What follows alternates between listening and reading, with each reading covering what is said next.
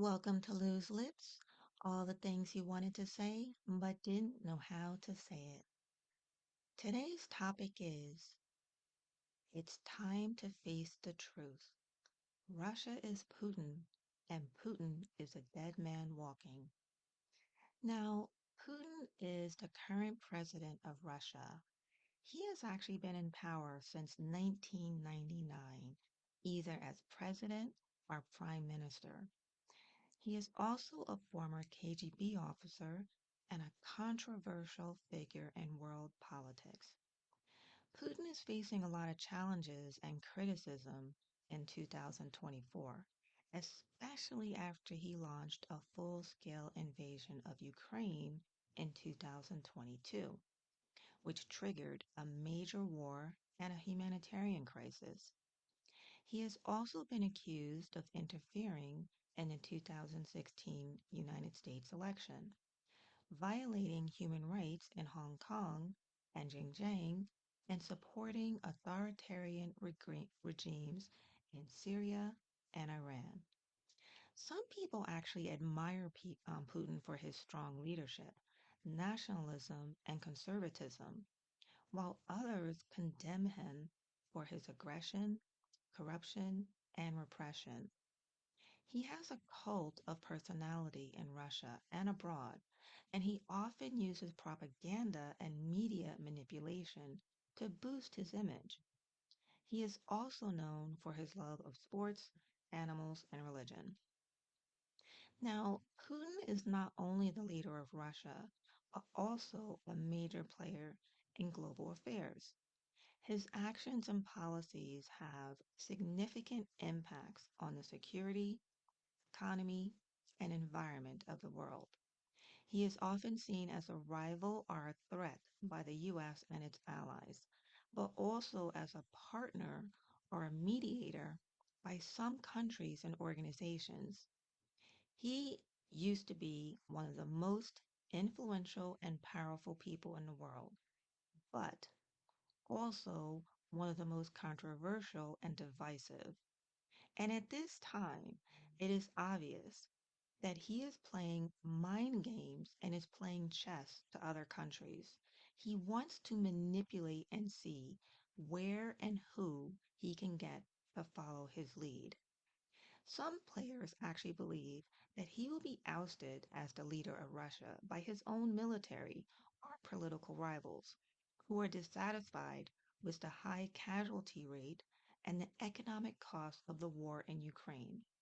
Some even suggest that Putin could be assassinated by his enemies, either within or outside Russia. And if you notice, he hasn't been traveling outside of Russia in the past couple of years. And also, there are reports that Putin is spending so much money on this Ukraine war, and when he thought that he was going to freeze out Europe, Russia is now freezing. However, these are only speculations and opinions, and they do not necessarily reflect the reality or the future of Putin or Russia. Putin is still the president of Russia, and he has a lot of supporters and allies who may defend him or even help him stay in power. He is also a very experienced and cunning politician who may have some strategies or surprises up his sleeve. Putin has a loyal base of supporters among the Russian political elite, and why shouldn't he? They want to keep the status quo. The military, the security service, and the state media. He also has a network of personal friends and allies who he has not killed off yet, who benefit from his patronage and share his worldview. Now, the thing is, I honestly think that these people follow him because of what he has done for them. They don't want to lose their status quo. They don't want to lose their status. They don't want to lose their money or their funds that Putin has thrown their way. Now, here are some of the people who are loyal to Putin, according to some of the web searches that I was able to find. Nikolai Patrushev. Now, he is the head of the Russian Security Council and a former director of the Federal Security Service, the successor of the KGB. He happens to be one of Putin's closest confidants and advisors and a key figure in the war in Ukraine. Sergei Shoigu. He is the defense minister and a popular politician. He oversees the Russian armed forces and is responsible for the military operation in Ukraine. He is also a member of the ruling United Russia Party and a potential successor to Putin. Igor Sechin. He is the head of Rosneft, Russia's largest oil company. He is a former deputy prime minister and a longtime associate of Putin. He is one of the most powerful and influential oligarchs in Russia and a target of Western sanctions. Sergei Shimonov, he is the head of Rostec, a state-owned corporation that controls many strategic industries such as defense, aviation, and electronics. He is also a former KGB officer and a personal friend of Putin. He is another influential oligarch and a target of Western sanctions. Yuri Kovacek, Gennady Chemenko, and Arkady Rotenberg. They are three businessmen with close personal ties to Putin. They are co-owners of the Rossiya Bank, which is considered Putin's personal bank. They are also involved in various sectors such as energy, construction, and sports. They are among the richest people in Russia and targets of Western sanctions. Now, these are some of the people who are loyal to Putin, but there are many others who support him or depend on him for his survival. So remember before I said they don't want to lose the status quo. Putin has done a lot for them in giving them funds from the people. Just like Putin is stealing from his own country, he has allowed these people to steal from the country and benefit from it as well. Now, Putin has cultivated a system of loyalty and patronage that makes it hard for anyone to challenge him or defect from him. However, this does not mean that he is immune to criticism or dissent, as some people may have different opinions or interests than him. Only time is going to tell how long his loyalty will last and what will happen if it even changes. But there are also many people who do not support Putin in Russia, but they face various challenges and obstacles to express their opposition. Some of the groups or individuals who oppose Putin are the non-systemic opposition parties. Now, these are political parties that are not registered or recognized by the government and are often banned or even harassed by the authorities. They include Yabloko, the People's Freedom Party, Russia of the Future, and the Libertarian Party of Russia.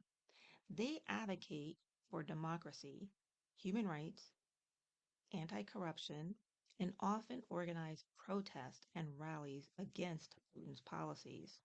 Now, what's interesting about this is I was reading somewhere a while ago that the last time Putin had a war, it was the wives and the mothers that were able to get Putin to stop the war because so many of their husbands or even their sons were dying in the war. Recently, I was reading about how the wives and mothers are also coming together again. I forget the name of their organization. I think it was way to home or something like that, but they're also coming together because they're tired of the war. They're tired of their husbands dying and their sons dying, and they're just tired of the war in general, and they want it to stop. So I find it interesting that the mothers and the wives are actually coming together again, and they don't fear Putin. They don't care if they're going to be thrown in jail. They're going to protest, and they are protesting now. Another group that's against Putin are independent media and civil society. Now, these are journalists, activists, lawyers, and NGOs that expose the truth and criticize the government, despite facing censorship, intimidation, and violence. They provide alternative sources of information and mobilize public opinion and action against Putin's regime. And of course, we all know Alexei Navalny and his supporters. Now, Navalny is the most prominent opposition figure in Russia who has accused Putin of corruption, authoritarianism, and aggression. He has been jailed, poisoned, and banned from running for office, but he continues to challenge Putin from prison and online. He actually has a large following among young and urban Russians who have participated in mass protest and online campaigns in his support. Now, at the beginning of the war, there was a huge amount of Russians that actually left the country and everything. And I'm wondering how many of Navalny's supporters actually are now in Russia. There's also dissatisfied citizens. Now, these are ordinary Russians who are unhappy with the economic and social situation in the country and who have lost trust and confidence in Putin's leadership. They may not be politically active or even aligned with any opposition group, but they express their discontent through surveys, polls, or votes. Now, according to some web searches, only 1 in 4 Russians may even support the war in Ukraine, and more than half may hope for peace talks. These are some of the people who do not support Putin in Russia, but there are many or others who actually have different views or interests than him. However, Putin has a loyal base of supporters and allies who help him maintain his grip on power. He also has a system of loyalty and patronage that makes it hard for anyone to challenge him or defect from him. Therefore, it's going to be hard to say how strong or effective the opposition to Putin is or even will be in the future. A new president will come to Russia through an election, which is scheduled actually for March 17th of this year. This will be the eighth presidential election in the country. If no candidate receives more than half the vote, a second round will take place exactly 3 weeks later on April 7th. The winner is scheduled to be inaugurated on May 7th. However, some experts and sources doubt the fairness and legitimacy of the election, as Putin has changed the law to allow him to run for 2 more terms, potentially extending his rule until 2036. He has also suppressed the opposition, banned independent media, and controlled the electoral system. Therefore, some people believe that the only way to end Putin's regime and power is through economic sanctions, diplomatic pressure, and military assistance, or even political. What is it going to take to end Putin's regime and power, as different experts and sources may have different opinions and suggestions based on their perspectives and interests. However, some of the common themes or strategies that have been proposed are economic sanctions. Now, some argue that the best way to end Putin's regime and power is to impose severe and comprehensive economic sanctions on Russia and its allies, targeting key sectors, individuals, and institutions that support Putin's regime. This could weaken Russia's economy, deter its military spending, and undermine its political stability. Diplomatic pressure. Some suggest that the West should increase its diplomatic pressure on Russia and its partners, such as China, Turkey, and Iran, to isolate and condemn Putin's actions. This could reduce Russia's influence and leverage in the region and the world, and increase its cost and risk of further aggression. Military assistance. Some advocate that the West should provide more military assistance and support to Ukraine and other NATO allies, such as weapons, training, intelligence, and troops.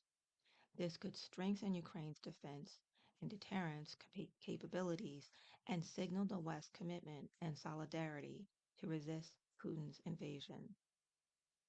Political dialogue. Some recommend that the West should engage in political dialogue and negotiation with Russia and other stakeholders, such as France, Germany, and the OSCE.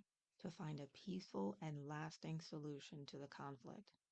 This could create a space for dialogue and compromise and prevent further escalation of a nuclear war. Now, these are some of the possible ways to end Putin's regime in power, but they are not mutually exclusive or even guaranteed to work. They may also have some challenges and drawbacks, such as feasibility, effectiveness, legitimacy, and unintended consequences. Ultimately, it may depend on the will and the resolve of the international community and the Russian people to stand up to Putin and defend their sovereignty and security. Russia is definitely in a weakened state at the moment. Many citizens have fled the country. Many are dying in the war. The ones you have left are either aging or the elite, which are not willing to send their own to the front line. This presents a problem, as then you are left with outsiders to fight for Putin's cause. This being the case, there are not many men of age left in Russia to fight. So now you have the dilemma of what to do. Putin is already getting his arms from Iran and North Korea, both being terrorist countries. This now makes Russia a terrorist country, despite the fact that many have not labeled it as such. It used to be at the beginning of the war with Ukraine, people feared Putin would use nukes. Now there is not that fear. So why have we not taken Putin out? What is the reason that Putin is still alive? He cannot travel, or his travel is limited by much. Even after the destruction of his famous chef, Putin knows he is a dead man walking. He has no one he can trust. He knows there is a bounty on his head, and he also knows that one wrong move or descent to the wrong person and a coup is on the way. He tries to keep the status quo by keeping the elite offspring out of the way of fire. But this is only going to last only for so long because eventually not that he will use them to go to the front, but their bank accounts will be shrinking and their cost of living staggering in inflation. People are going to start wondering when all of the effects will stop and they can go back to living a normal life. We all know that the sanctions will not be lifting, and the fight has only just begun. It will take years, decades even, for any normalcy to come, if it ever does come in their lifetime. Sooner or later, people will realize that they have the wrong person in power. With the election coming up, it is only a ruse. We all know that the election won't be real and Putin will be voted in again, and his followers will breathe a false collective sigh of relief. This is only temporary because we know that with the false election out of the way, plans will then start to take place. Plans to make sure that whatever happens in the back sense to remove Putin will begin, and it will only be a matter of time before a coup takes place, and then the dead man walking will be no more. That's it for today. Thank you for listening to Lose Lips, and until the next time.